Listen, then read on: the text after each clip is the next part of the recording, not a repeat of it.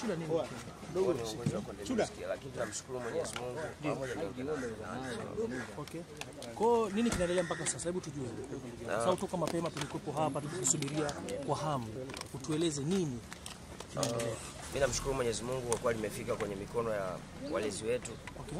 Na nadhani soon litakuwa sawa kwa sababu limeshafika nyumbani. So hii ni sheria, hii ni serikali.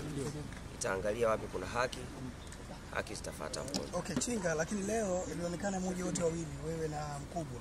Inaonekana umetokea wewe peke yako, mkubwa kutokea. Kuna shida gani hapa? Sasa hiyo labda mkikutana nao wao viongozi mtawaulizia wao kwa nini. Asante sana. Shida nini?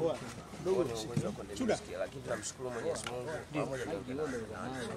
Okay. Kwa nini kinaendelea mpaka sasa? Hebu tujue. Sasa kutoka mapema tulikuwa hapa tukisubiria kwa hamu. Utueleze nini kinaendelea. Mimi namshukuru Mwenyezi Mungu kwa kuwa limefika kwenye mikono ya walezi wetu. Okay.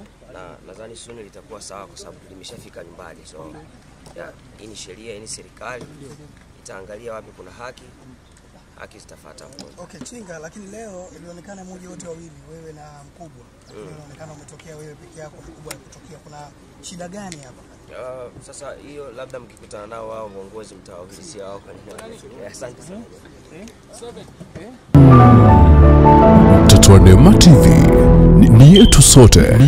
Hapa ni nyumbani.